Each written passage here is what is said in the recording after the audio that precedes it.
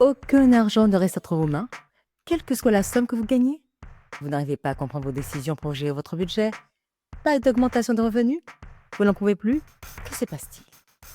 Vous êtes attaqué par le diable qui veut vous frustrer pour vous obliger à faire n'importe quoi pour de l'argent pour détruire votre vie. Ne laissez pas faire. Dieu n'a jamais dit qu'il fallait être pauvre. Pour tenir ferme, la méthode Budget Master Winner est là pour vous apprendre ou rappeler la base simple de gestion de budget avec aussi des astuces pratiques. Ne tardez pas avant qu'il ne soit trop tard. Avec la méthode Budget Master Winner, le succès à 2 clics près. Ne dit-on pas que l'argent est un bon serviteur mais un mauvais maître? L'idée du combat pour dominer l'argent s'impose ainsi à nous.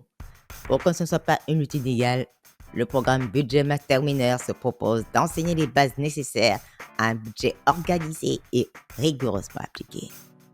L'argent est souvent lié au péché d'avarice et à l'idolâtrie. Comme on dit, nul ne peut servir deux maîtres. Vous ne pouvez pas servir Dieu et l'argent. Dans notre société, l'argent est devenu la principale valeur d'échange. L'argent peut aussi être un outil de charité pour aider les autres quand ils sont en difficulté. La représentation même de l'argent fait débat dans notre société. Vous connaissez peut-être une personne qui critique l'argent en tant qu'outil de domination. Selon certains, l'argent serait sale ou serait l'œuvre du malin.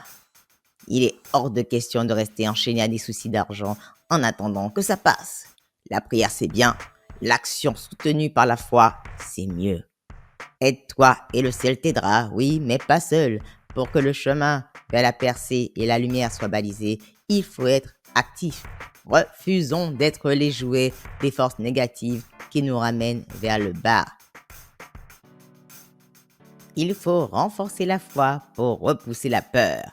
Même pour ceux qui se disent non-croyants, croire en une meilleure vie plus paisible est déjà un acte de foi. L'espoir actif doit remplacer la peur, qui est l'arme de choix du malin.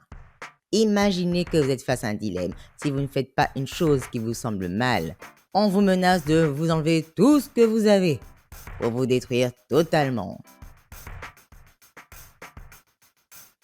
Bref, on vous demande d'échanger votre âme et de vous soumettre.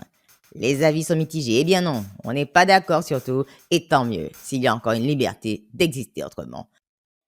Certaines personnes vont vous conseiller de faire des compromis et de céder au nom de diverses choses comme le confort de leurs proches ou pour maintenir un certain niveau de vie.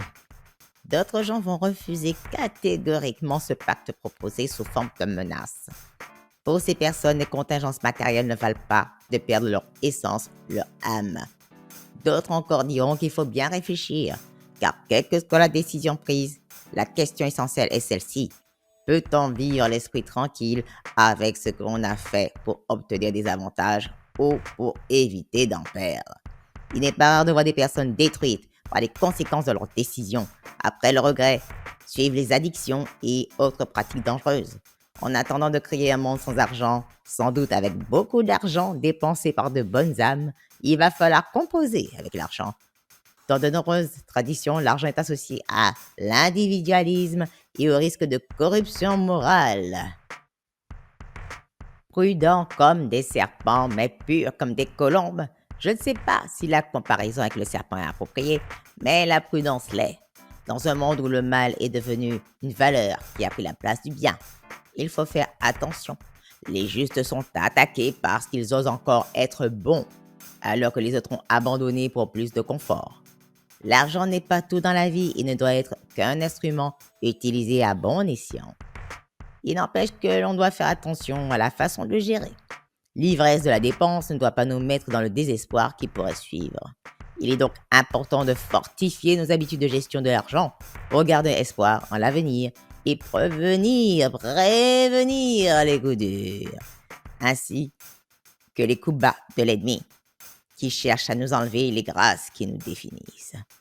Garder son identité et sa dignité en gérant au mieux son argent est possible. Arrêtons d'être des brebis au milieu des loups qui attendent un moment de faiblesse financière pour nous tenter par le pire. Il est dit, ne vous inquiétez donc pas du lendemain, car le lendemain aura soin de lui-même. À chaque jour suffit sa peine. Même si certains voient les épreuves comme un badge d'honneur des élus pour donner l'exemple, la peine doit-elle durer pour prouver sa foi? Sans perdre leur âme, les élus ne doivent-ils pas triompher dans tous les domaines? Le malheur atteint souvent le juste, mais l'Éternel en délivre toujours. N'attendez pas que le malheur financier frappe pour découvrir le programme Budget Master Winner. Levez le bouclier et enfilez la cuirasse avec Budget Master Winner, la victoire à 2 clics près.